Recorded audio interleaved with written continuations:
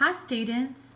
Thanks for joining me today for a quick lesson on understanding the relationships between your thoughts, emotions, and decisions.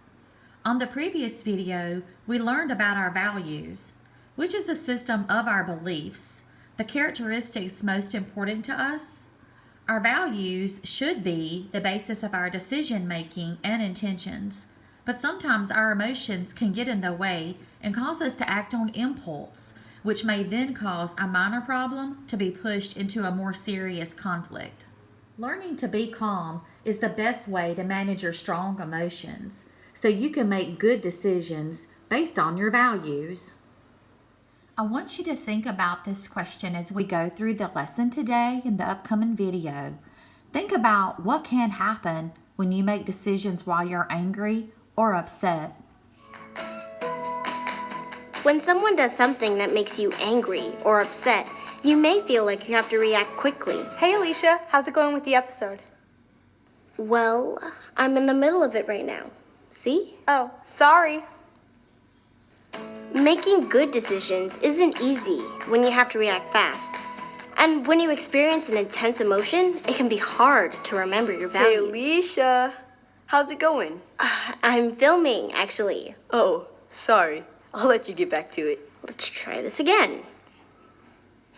Values can be described as... Hey Alicia. Alicia, are we annoying you yet? Oh, I know this has to be bothering you. Ooh. Hey Alicia. Are we annoying you yet? Oh, I know this has to be bothering you. Alicia, take a deep breath and remember your values.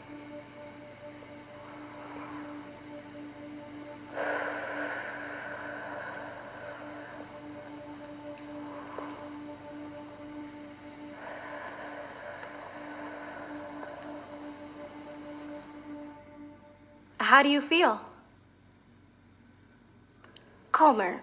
Remembering your values is easy to say, but in the real world, when you want to react fast, it's hard to do.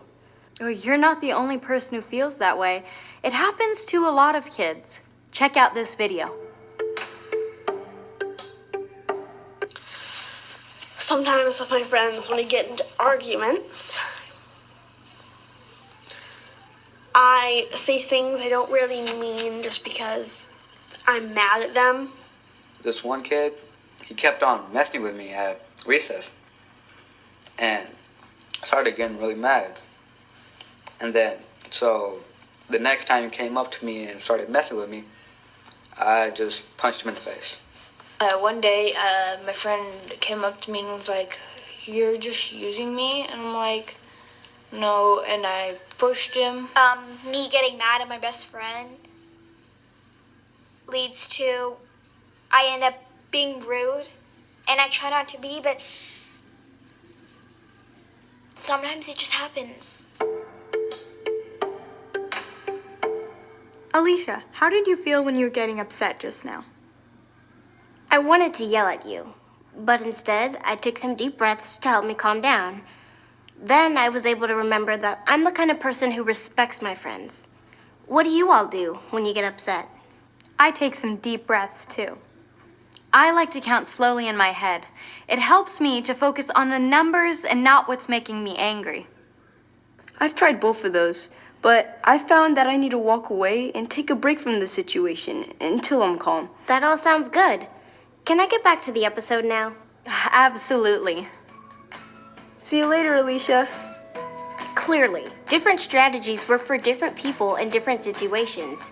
If you practice them a few times, you'll figure out what works best for you. Then, once you're calm, you'll be able to check in with your values and make a good decision.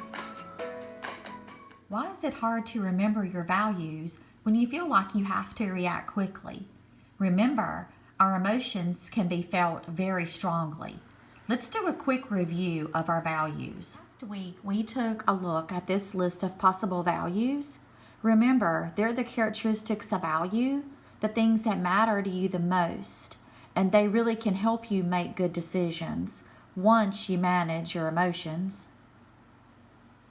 Think about the ones that are most important to you from this list.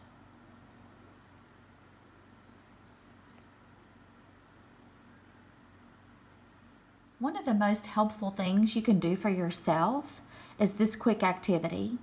I actually keep this often very handy in front of me. It helps even adults to manage their emotions when we're dealing with difficult situations. First, choose a calming down strategy from the video or one of your own. Then create a mini poster. It's something that you can hang in your locker. It's even something that you can take some markers and write on your mirror in the bathroom at home. And think about why those can be very effective. Let's look at some of the ways to calm down. This is a pretty good example of something that you could do and write down, and something that you can keep handy. We all deal with frustrations. It's going to happen to you, whether that be at school or at home. This poster shows the example that we saw in the video to breathe slowly, count slowly, and even walk away. Remember, you are in charge of your decisions. This is an example of a poster that I made. I actually like to combine the breathing, the counting to 10, or even up to 100 sometimes, and walking away. One thing I like to remember is to stop and think.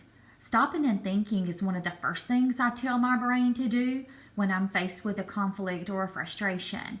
I tell myself to stop and think, and then while I'm doing that, I start my breathing, my counting, sometimes walking away. Doing these things gives me just a little moment in time so that I can engage my values, and that's where I make my good decisions at. Think about a situation that you became very frustrated and your emotions may have gotten the best of you. Here's one example that's probably happened to all of us. The if or when, let's say it's a friend, on this example it's Jamie, makes a joke about my mom. We all know that jokes about our moms can really upset us really quickly.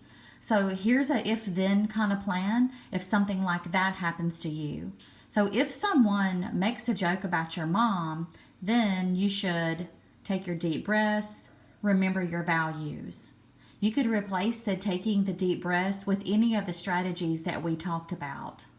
I hope this quick lesson today helps you to develop a strategy to calm yourself down so you can make good decisions. Please take the chance to write down some of the strategies just to make a quick little plan to think about the values that are most important to you.